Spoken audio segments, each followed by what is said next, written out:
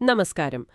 നമ്മൾ ഇന്ന് സംസാരിക്കാൻ പോകുന്നത് ദഹന സംബന്ധമായ ബുദ്ധിമുട്ടുകൾക്ക് ഒരു ആശ്വാസം കിട്ടാൻ വേണ്ടിയിട്ട് നമ്മുടെയൊക്കെ സാധാരണ കേരളീയ ഭക്ഷണരീതി വെച്ചിട്ട് തയ്യാറാക്കിയ ഒരു പ്രത്യേക ഡയറ്റിനെ കുറിച്ചാണ്. ഇതിനായിട്ട് നമുക്ക് കുറച്ച് വിവരങ്ങൾ കിട്ടിയിട്ടുണ്ട്. അതിനെ അടിസ്ഥാനമാക്കിയാണ് ഈ സംസാരം. അതെ, ഇതിന്റെ പ്രധാന ലക്ഷ്യമെന്താന്ന് വെച്ചാൽ സാധാരണ നമുക്ക് പ്രശ്നമുണ്ടാക്കുന്ന ചില കാര്യങ്ങളുണ്ടല്ലോ. എരിവ്, പുളി, ഭയങ്കര മസാലകൾ, പിന്നെ ബീഫ് പോലുള്ള ചില ഇറച്ചികൾ, തണുത്ത വെള്ളം, തണുത്ത ഭക്ഷണം, ബേക്കറി സാധനങ്ങൾ, ഇതൊക്കെ ഒന്ന് മാറ്റി നിർത്തുക. ശരി. അങ്ങനെ ദഹനേന്ദ്രിയ വ്യവസ്ഥയ്ക്കൊരു വിശ്രമം കൊടുക്കുക. പിന്നെ ശരീരത്തിൽ ചിലപ്പോൾ നീർക്കെട്ടൊക്കെ ഉണ്ടാവാം, അതൊന്ന് കുറയ്ക്കാനും എളുപ്പം ദഹിക്കുന്ന ഭക്ഷണം കൊടുക്കാനും ഇത് സഹായിക്കും. നമുക്ക് കിട്ടിയ വിവരങ്ങളിൽ ഇതിന്റെ ഒരു അടിസ്ഥാന കാര്യങ്ങൾ, ഒരു ദിവസത്തെ മെനു എങ്ങനെയായിരിക്കും, എന്തൊക്കെ കഴിക്കാം, എന്തൊക്കെ ഒഴിവാക്കണം, വേറെന്തൊക്കെ ശ്രദ്ധിക്കണം എന്നൊക്കെ പറയുന്നുണ്ട്. അപ്പോൾ ഇതൊക്കെ വെച്ച് നമുക്കൊന്ന് നോക്കാം അല്ലേ, ഇത് നിങ്ങൾക്ക് എങ്ങനെ ഉപകാരപ്പെടും എന്നുള്ളത്. ശരി, അപ്പോൾ തുടങ്ങാം. ഈ ഭക്ഷണരീതിയുടെ പ്രധാന ആശയങ്ങൾ എന്തൊക്കെയാണ്? ഓക്കെ, ഇതിന് വളരെ പ്രധാനപ്പെട്ട കുറച്ച് തത്വങ്ങളുണ്ട്. ഒരുപക്ഷെ ഏറ്റവും ശ്രദ്ധിക്കേണ്ട കാര്യം നമ്മൾ എന്ത് കഴിക്കുന്നു എന്നതിനൊപ്പം തന്നെ അതെങ്ങനെ കഴിക്കുന്നു എന്നുള്ളതാണ്. ഒന്നാമത്തെ കാര്യം, ചൂടാണ് പ്രധാനം. ചൂട്. നമ്മൾ കഴിക്കുന്ന ഭക്ഷണവും കുടിക്കുന്ന വെള്ളമാണെങ്കിലും ശരി, എപ്പോഴും ഒരു ഇളം ചൂടോടെ, അല്ലെങ്കിൽ സാധാരണ റൂം ടെമ്പറേച്ചറിലായിരിക്കണം. ഫ്രിഡ്ജിൽ വെച്ച സാധനം അതേപോലെ എടുത്തു കഴിക്കുക, തണുത്ത വെള്ളം കുടിക്കുക, അതൊക്കെ ഒഴിവാക്കണം. ഇതിന്റെ പിന്നിലുള്ള ഒരു ആശയം, നമ്മുടെ ദഹനരസങ്ങളൊക്കെ ശരിക്ക് പ്രവർത്തിക്കണമെങ്കിൽ ഒരു പ്രത്യേക ഊഷ്മാവ് വേണം. തണുത്തത് ചെല്ലുമ്പോൾ അത് കുറയും, അപ്പോൾ ദഹനം പതുക്കെയാവും, വയറിന് ബുദ്ധിമുട്ടാവും. ഇളം ചൂടാവുമ്പോൾ ദഹനം എളുപ്പാവും. അപ്പം നമ്മൾ സാധാരണ ഹെൽത്തി എന്ന് കരുതുന്ന ഫ്രൂട്ട് ജ്യൂസ് ആണെങ്കിൽ പോലും തണുപ്പിച്ചതാണെങ്കിൽ വേണ്ടാന്നാണോ? അതെ, തൽക്കാലത്തേക്ക് ഈ രീതി പിന്തുടരുമ്പോൾ അത് വേണ്ട. ഊഷ്മാവാണ് പ്രധാനം. രണ്ടാമത്തെ തത്വം പ്രശ്നക്കാരെ ഒഴിവാക്കുക എന്നതാണ്. പച്ചമുളക്, പിന്നെ നമ്മുടെ മുളകുപൊടി, വാളൻപുളി പോലെ കടുത്ത പുളിയുള്ളവ, വിനാഗിരി, പിന്നെ എണ്ണയിൽ വറുത്തതും പൊരിച്ചതുമായ എല്ലാ ഭക്ഷണങ്ങളും. വറുത്തതൊന്നും പാടില്ല. ഒന്നും പാടില്ല. ഇത് പൂർണ്ണമായിട്ടും ഒഴിവാക്കണം. കാരണം ഇവയൊക്കെ നേരിട്ട് നമ്മുടെ ആമാശയത്തെയും കുടലിനെയൊക്കെ ബുദ്ധിമുട്ടിക്കാൻ സാധ്യതയുണ്ട്. ഈ എരിച്ചിലും ഗ്യാസുമൊക്കെ കൂട്ടും. ശരി. പിന്നെ മൂന്നാമത്തേത് കുറഞ്ഞ കൊഴുപ്പും അമ്ലതയും. അതായത് എണ്ണയുടെ ഉപയോഗം വളരെ കുറയ്ക്കണം. ചിലപ്പോൾ ഈ താളിക്കാനൊക്കെ എടുക്കുന്ന അത്രയും മതി. പിന്നെ തക്കാളി, നാരങ്ങ വർഗ്ഗങ്ങൾ, അങ്ങനെയുള്ള പുളി കൂടുതലുള്ള പച്ചക്കറികളും പഴങ്ങളും ഒഴിവാക്കണം. അതെന്തിനാ? ഈ പുളി കൂടുമ്പോൾ വയറ്റിലെ ആസിഡിന്റെ അളവ് കൂടും. അതും ഈ എരിച്ചിലിനൊക്കെ കാരണമാവാം. കൊഴുപ്പ് കുറയ്ക്കുന്നത് ദഹനം എളുപ്പമാക്കാനാണ്. ശരി. നാലാമത്തെ തത്വം, ചെറിയ അളവിൽ ഇടയ്ക്കിടയ്ക്ക് കഴിക്കുക. നമ്മൾ സാധാരണ 3 നേരം വയറ് നിറയെ കഴിക്കുന്നൊരു ശീലമുണ്ടല്ലോ.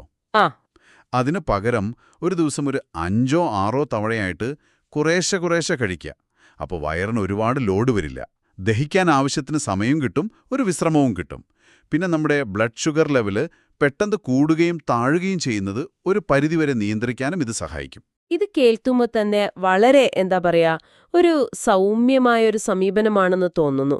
വയറിനെ അധികം ബുദ്ധിമുട്ടിക്കാത്ത രീതി. ഇനി ഇതൊക്കെ വെച്ചിട്ട് ഒരു ദിവസത്തെ ഭക്ഷണക്രമം എങ്ങനെയായിരിക്കും? നമുക്ക് കിട്ടിയ വിവരങ്ങൾ വെച്ചൊരു മോഡൽ നോക്കാം അല്ലേ? ഇതെല്ലാവർക്കും അവരവരുടെ ഇഷ്ടം പോലെയും സാധനങ്ങൾ കിട്ടുന്നതിനനുസരിച്ച് മാറ്റം വരുത്താവുന്ന ഒന്നാണെന്ന് ഓർക്കണം. തീർച്ചയായും. അപ്പോൾ രാവിലെ എഴുന്നേറ്റുടനെ ഒരു 6-7 മണിയൊക്കെ ആവുമ്പോഴേക്കും ഒരു ഗ്ലാസ് ഇളം ചൂടുവെള്ളം കുടിക്കാം. അതിൽ വേണമെങ്കിൽ ഒരു നുള്ളു മഞ്ഞൾപ്പൊടി ഇടാം. മഞ്ഞൾപ്പൊടി? അതെ. അതല്ലെങ്കിൽ ജീരകമിട്ട് തിളപ്പിച്ച വെള്ളം. പക്ഷെ ഒരുപാട് സ്ട്രോങ് ആകരുത്, വളരെ നേർപ്പിച്ചത്. അതും ഇളം ചൂടോടെ കുടിക്കാം. ഇത് നമ്മുടെ ദഹന വ്യവസ്ഥയൊന്ന് ഉണർത്താൻ നല്ലതാണ്. ചിലയിടത്ത് മനുഗാഹണി ഒക്കെ പറയാറുണ്ട്. പക്ഷെ അത് കിട്ടാനും വിലയൊക്കെ നോക്കുമ്പോൾ ഈ മഞ്ഞൾ വെള്ളമോ ജീരകവെള്ളമോ മതിയാകും. അത് കഴിഞ്ഞിട്ട് ബ്രേക്ക്ഫാസ്റ്റ്, കഞ്ഞിയാണോ മെയിൻ? കഞ്ഞി വളരെ പ്രധാനപ്പെട്ട ഒന്നായിട്ടാണ് പറയുന്നത്. വെള്ളരി, പറ്റുമെങ്കിൽ കുറച്ച് പഴയ അരി അല്ലെങ്കിൽ പൊടിയരി വെച്ചിട്ട് നല്ലോണം വെള്ളം ചേർത്ത് നന്നായി വെന്ത് കുഴഞ്ഞ പോലെ ആവണം. നല്ല വെന്ത കഞ്ഞി. അതെ. അതിലൊരു നുള്ളു ഉപ്പും വേണമെങ്കിൽ സ്വൽപ്പം ജീരകപ്പൊടിയും ചേർക്കാം. ഇത് ദഹിക്കാൻ വളരെ എളുപ്പമാണ്. അല്ലെങ്കിൽ മറ്റൊരു ഓപ്ഷൻ മൃദുലമായ ഇടിയപ്പം. പക്ഷേ കൂടെ കഴിക്കുന്ന കറി ശ്രദ്ധിക്കണം. വളരെ ലൈറ്റായിട്ടുള്ളൊരു സ്റ്റ്യൂ, ചിലപ്പോൾ എല്ലില്ലാത്ത ചെറിയ ചിക്കൻ കഷ്ണമോ അല്ലെങ്കിൽ ക്യാരറ്റ്, ഉരുളക്കിഴങ്ങ് പോലെയുള്ള പച്ചക്കറികളോ ഇട്ടിട്ട് തേങ്ങാപ്പാൽ വളരെ നേർപ്പിച്ചൊഴിച്ചത്. അതിൽ മഞ്ഞൾപ്പൊടി, ഇഞ്ചി ചതച്ചത്, കറിവേപ്പില, പിന്നെ പേരിന് മാത്രം കുറച്ച് കുരുമുളക്, അത്രേ പാടുള്ളൂ. മുളകിടരുത്. മുളകേ പാടില്ല. ഒട്ടും പാടില്ല. രാവിലെയും ഉച്ചയ്ക്കും ഇടയ്ക്ക് വിശന്നാലോ? ഒരു മിഡ് മോർണിംഗ് സ്നാക്ക് പോലെ ആവാം. ഒരു 10:30-11 മണിയൊക്കെ ആവുമ്പോൾ നന്നായി പഴുത്ത അധികം പുളിയില്ലാത്തൊരു പഴം, നമ്മുടെ പാളയംകോടനോ പൂവനോ ഒക്കെ നല്ലതാണ്. അതല്ലെങ്കിൽ റാഗിപ്പൊടിയോ ഗോതമ്പ് പൊടിയോ വെച്ചിട്ട് ഒരു കുറുക്കുണ്ടാക്കാം. വെള്ളം ചേർത്തോ അല്ലെങ്കിൽ വളരെ നേർപ്പിച്ച പാലിലോ ഉണ്ടാക്കിയിട്ട് ഇളം ചൂടോടെ കഴിക്കാം. മധുരം വേണമെങ്കിൽ ഒരു തരി ശർക്കരയാകാം. ഓക്കേ. ഇനി ഉച്ചഭക്ഷണം, അവിടെ ചോറ് കഴിക്കാമോ? കഴിക്കാം, പക്ഷെ കുറഞ്ഞ അളവിൽ മതി. വെള്ളച്ചോറ്. കൂടെയുള്ള കറികളിലാണ് ശ്രദ്ധിക്കേണ്ടത്. മോര് കാച്ചിയത് നല്ലൊരു ഓപ്ഷനാണ്. അധികം പുളിയില്ലാത്ത മോരില് മഞ്ഞൾപ്പൊടി, ഇഞ്ചി, വെളുത്തുള്ളി ഇതൊക്കെ ചതച്ചത്, കരിവേപ്പില, പിന്നെ ഒരു നുള്ളു ഉലുവ ഇത് ചേർത്ത് ചെറുതായിട്ടൊന്ന് ചൂടാക്കിയാൽ മതി. തിളപ്പിക്കരുത്. തിളപ്പിക്കരുത്? ഇല്ല, തിളപ്പിച്ചാൽ ചിലപ്പോൾ അത് പിരിഞ്ഞുപോവും, ഗുണം കുറയും. കുരുമുളക് വേണമെങ്കിൽ വളരെ കുറച്ച്. ഇത് വയറിന് നല്ല തണുപ്പാണ്, പിന്നെ പ്രൊബയോട്ടിക് ഗുണങ്ങളും കിട്ടും. വേറെ കറി? പിന്നെ ചെറുപയർ പരിപ്പ് കറി വെച്ചത്, അതും നന്നായി വേവിക്കണം. മഞ്ഞൾപ്പൊടിയും ഒരു നുള്ള് കായവും ചേർത്ത് നല്ല ലൂസ് പരുവത്തിൽ വേണം. കടുകും ജീരകവും കരിവേപ്പിലയുമൊക്കെ കുറച്ച് വെളിച്ചെണ്ണയിൽ താളിച്ച് ചേർക്കാം. പച്ചക്കറികൾ എങ്ങനെ ചേർക്കാം? തോരനോ മെഴുക്കുപുരട്ടിയോ? തോരനും മെഴുക്കുപുരട്ടിയുമൊക്കെ ഉണ്ടാക്കുമ്പോൾ നമ്മൾ കുറച്ച് അധികം എണ്ണയും തേങ്ങയുമൊക്കെ ചേർക്കാൻ സാധ്യതയുണ്ട്. അതുകൊണ്ട് ഏറ്റവും നല്ലത് നന്നായി വേവിച്ച പച്ചക്കറിയാണ്. പുഴുങ്ങിയോ ആവി കയറ്റിയോ എടുത്താൽ മതി. എന്ത് പച്ചക്കറിയാണ് നല്ലത്? ഗ്യാസ് ഉണ്ടാക്കാത്തവ. മത്തങ്ങ, കുമ്പളങ്ങ, ക്യാരറ്റ്, വെള്ളരിക്ക ഒക്കെ നല്ലതാണ്. ഇവ മഞ്ഞൾപ്പൊടി മാത്രമിട്ട് പുഴുങ്ങിയെടുക്കാം. എളുപ്പം ദഹിക്കുകയും ചെയ്യും, നാരുകളും കിട്ടും. വൈകുന്നേരം ചായ കുടിക്കുന്ന സമയത്തോ? അപ്പോഴും എന്തെങ്കിലും? ചായ, കാപ്പിയൊക്കെ ഒഴിവാക്കുന്നതാണ് നല്ലത്. പകരം ഒരു 4-4:30 ഒരു കപ്പ് ഇളം ചൂടുവെള്ളം കുടിക്കാം. അല്ലെങ്കിൽ രാവിലെ ഉണ്ടാക്കിയ കഞ്ഞി കുറച്ചു ബാക്കിയുണ്ടെങ്കിൽ അതൊരു ചെറിയ കപ്പ് ഇളം ചൂടോടെ കഴിക്കാം. വയറിന് ഭാരം കൊടുക്കാതെ, എന്നാൽ ശരീരത്തിൽ ജലാംശം നിലനിർത്തുക, അതാണ് ലക്ഷ്യം. ഓക്കേ. പിന്നെ അത്താഴം, അതെപ്പോഴായിരിക്കണം? അത്താഴം നേരത്തെ കഴിക്കുന്നതാണ് ഏറ്റവും നല്ലത്. ഒരു 7-7:30 മണിക്ക് മുൻപേ. ഉറങ്ങുന്നതിന് ഒരു 2-3 മണിക്കൂർ മുൻപെങ്കിലും കഴിച്ചിരിക്കണം. പിന്നെ അത് ദിവസത്തെ ഏറ്റവും ലൈറ്റായ ഭക്ഷണമായിരിക്കണം. അപ്പോ അത്താഴത്തിന് എന്തൊക്കെയാവാം? ഏറ്റവും നല്ലത് കഞ്ഞി തന്നെയാണ്. രാവിലെ ഉണ്ടാക്കിയത് കുറച്ചെടുത്തു വെച്ചാൽ മതി. കൂടെ ഉച്ചയ്ക്കത്തെ പരിപ്പ് കറിയോ അല്ലെങ്കിൽ വേവിച്ച പച്ചക്കറിയോ കുറച്ച് കഴിക്കാം. അതല്ലെങ്കിൽ അധികം പുളിപ്പില്ലാത്ത മൃദുലമായ ദോശയോ അല്ലെങ്കിൽ സോഫ്റ്റായ ചപ്പാത്തിയോ ആകാം. 1-2 എണ്ണം. കൂടെ വളരെ ലളിതമായ കടുപ്പം കുറഞ്ഞ കറി. ചിലപ്പോ ഉച്ചക്കത്തെ പരിപ്പ് കറി തന്നെ മതിയാവും. പാല് കുടിക്കാറുണ്ടല്ലോ ചിലർ. അത് നല്ലതാണ്. ഒരു ചെറിയ കപ്പ് ഇളം ചൂടുള്ള പാലില് ഒരു നുള്ള് മഞ്ഞൾപ്പൊടി ചേർത്ത് കുടിക്കുന്നത് നല്ലതാണെന്ന് പറയുന്നു. മഞ്ഞൾപ്പാൽ ഇത് ദഹനത്തിനും ശരീരത്തിലെ നീർക്കെട്ട് കുറയ്ക്കാനും ഒക്കെ നല്ലതാണത്രേ. പക്ഷേ ചിലർക്ക് പാല് കുടിച്ചാൽ ബുദ്ധിമുട്ടുണ്ടാവാം. അങ്ങനെയുള്ളവർക്ക് ഒരു ഗ്ലാസ് ഇളം ചൂടുള്ള ജീരകവെള്ളം കുടിക്കാം. അപ്പോ ഏകദേശം ഒരു ദിവസത്തെ ഭക്ഷണക്രമം എങ്ങനെ പോകും എന്നൊരു ഐഡിയ കിട്ടി. ഇനി നമുക്ക് ഒന്നുകൂടി ഉറപ്പിക്കാം. ഏതൊക്കെ ഭക്ഷണങ്ങളാണ് പൊതുവെ ഈ രീതിയിൽ ഉൾപ്പെടുത്താവുന്നത്, ഏതൊക്കെയാണ് ഒഴിവാക്കേണ്ടത്? കിട്ടിയ വിവരങ്ങൾ വെച്ച് ഒരു ലിസ്റ്റ് പോലെ പറയാമോ? പറയാം. നമുക്ക് ഓരോ ഗ്രൂപ്പായിട്ട് നോക്കാം. ഇതിൽ പ്രധാനം വെള്ളരിയാണ്. പഴയ അരിയായാൽ അത്രയും നല്ലത്. പിന്നെ കഞ്ഞി, ഇടിയപ്പം, അധികം പുളിപ്പില്ലാത്ത മൃദുലമായ ദോശ, ചപ്പാത്തി, പിന്നെ തേങ്ങ അധികം ചേർക്കാതെ ആവി കയറ്റിയ പുട്ട്, ഇതൊക്കെ ആവാം. ഒഴിവാക്കേണ്ടതോ? തവിടുള്ള അരി ചിലർക്ക് ദഹിക്കാൻ ബുദ്ധിമുട്ടുണ്ടാക്കാം, അത് നോക്കണം. പിന്നെ ബ്രെഡ്, പൊറോട്ട, ബണ്ണ്, ബിസ്ക്കറ്റ് പോലുള്ള ബേക്കറി സാധനങ്ങൾ, മൈദ കൊണ്ടുള്ളതൊക്കെ ഒഴിവാക്കണം. അപ്പം പുളിപ്പിച്ചത് ചിലർക്ക് പ്രശ്നമുണ്ടാക്കും. പ്രോട്ടീൻ എങ്ങനെയാ? ഇറച്ചി, മീനൊക്കെ? പ്രോട്ടീൻ വളരെ പ്രധാനമാണ്, പക്ഷെ എളുപ്പം ദഹിക്കുന്നത് നോക്കണം. ചെറുപയറ്, പരിപ്പ് നന്നായി വേവിച്ചത് ഏറ്റവും നല്ലതാണ്. പിന്നെ ചിക്കൻ ആണെങ്കിൽ എല്ലില്ലാത്ത കഷ്ണം സ്റ്റ്യൂ വെച്ചതുപോലെ വളരെ കുറഞ്ഞ അളവില്. മീനാണെങ്കിൽ ചെറിയ നാടൻ മീനുകൾ, മത്തി, നത്തോലി പോലുള്ളവ, മഞ്ഞളും ഇഞ്ചിയുമൊക്കെ ഇട്ട് കറിവെച്ചത് കുറഞ്ഞ അളവില് കഴിക്കാം. അപ്പൊ എന്തൊക്കെയാണ് ഒഴിവാക്കേണ്ടത്? ബീഫ്, പോർക്ക്, താറാവ് ഇവയൊക്കെ ദഹിക്കാൻ നല്ല പ്രയാസമാണ്, അത് ഒഴിവാക്കണം. വലിയ കടൽ മീനുകൾ, കക്ക, കണവ പോലുള്ളവയും തൽക്കാലം വേണ്ട. മുട്ടയും ദഹിക്കാൻ കുറച്ച് സമയമെടുക്കും. പിന്നെ കടല, വൻപയറ്, ഉഴുന്ന്, രാജ്മ അങ്ങനെയുള്ള മറ്റ് പയറുവർഗ്ഗങ്ങളും ഒഴിവാക്കുന്നതാണ് നല്ലത്. ഗ്യാസ് ഉണ്ടാക്കാൻ സാധ്യതയുണ്ട്. ശരി. പച്ചക്കറികളുടെ കാര്യം നമ്മൾ നേരത്തെ പറഞ്ഞില്ലേ? ആ മത്തങ്ങ, കുമ്പളങ്ങ, ക്യാരറ്റ്, ബീൻസ്, ഉരുളക്കിഴങ്ങ്, വെള്ളരിക്ക ഇതൊക്കെ നല്ലതാണ്.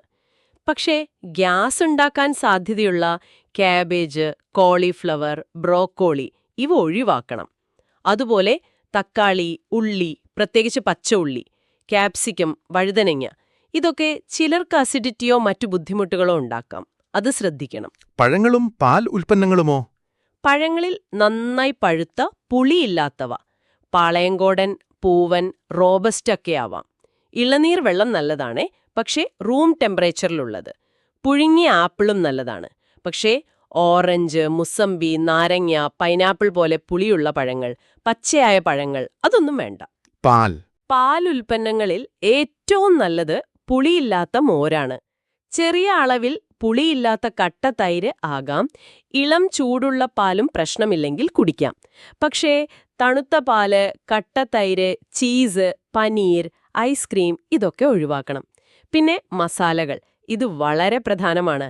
മഞ്ഞൾ, ഇഞ്ചി, ജീരകം, വളരെ കുറച്ച് ഉലുവ, കായം, കറിവേപ്പില ഇത്രയും മതി. കുരുമുളക് പേരിന് മാത്രം ഉപയോഗിക്കാം.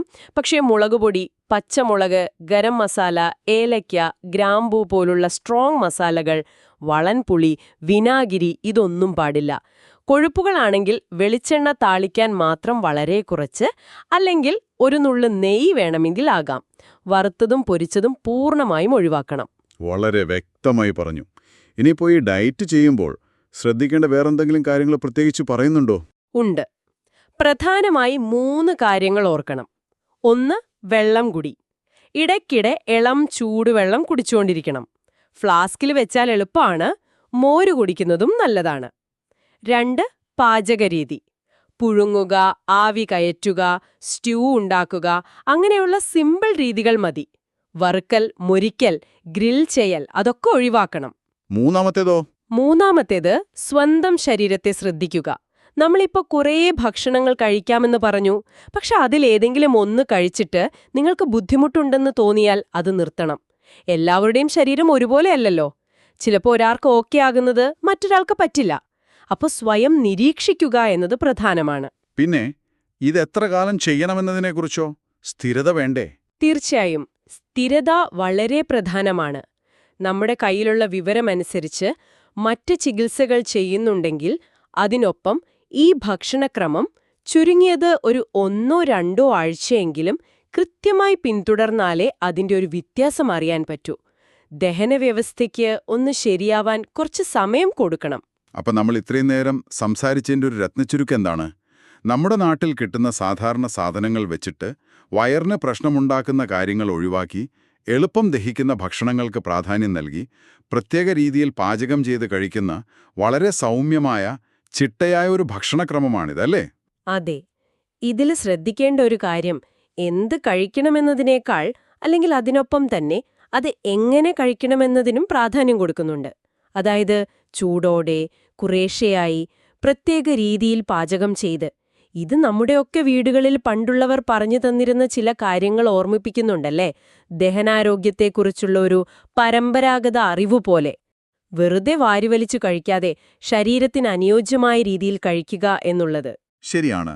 അപ്പോ ഇത് കേൾക്കുന്ന നിങ്ങൾക്ക് ആലോചിക്കാൻ ഒരു കാര്യം കൂടി. ഈ പറഞ്ഞ ഭക്ഷണങ്ങളുടെ ലിസ്റ്റൊക്കെ അവിടെ നിൽക്കട്ടെ. പക്ഷേ ഈ ഭക്ഷണ രീതിയിലെ അടിസ്ഥാന തത്വങ്ങൾ, അതായത് ചൂടോടെ കഴിക്കുക, സൗമ്യമായ പാചകരീതി, മിതമായ അളവ്, ഇതൊക്കെ നമ്മൾ ബോധപൂർവം നമ്മുടെ സാധാരണ ജീവിതത്തിൽ ശ്രദ്ധിച്ചാൽ, ഒരുപക്ഷേ ഇത്ര കർശനമായ ഒരു ഡയറ്റ് പിന്തുടർന്നില്ലെങ്കിൽ പോലും അത് നമ്മുടെ ദഹനാരോഗ്യത്തെയും മൊത്തത്തിലുള്ള ഒരു സ്വാസ്ഥ്യത്തെയും ദീർഘകാലത്തേക്ക് എങ്ങനെയായിരിക്കും സ്വാധീനിക്കുക ഒന്ന് ചിന്തിച്ചു നോക്കാവുന്നതാണ്. ദഹനപ്രശ്നങ്ങൾക്ക് ഒരു പരിഹാരമായി നിർദ്ദേശിക്കപ്പെട്ടിട്ടുള്ള ഈ കേരളീയ ഭക്ഷണരീതിയെക്കുറിച്ചുള്ള നമ്മുടെ ഇന്നത്തെ ഈ ഒരു വിശദമായ സംഭാഷണം ഇവിടെ നിർത്തുകയാണ്. ഈ വിവരങ്ങൾ നിങ്ങൾക്ക് ഉപകാരപ്രദമായി എന്ന് കരുതുന്നു.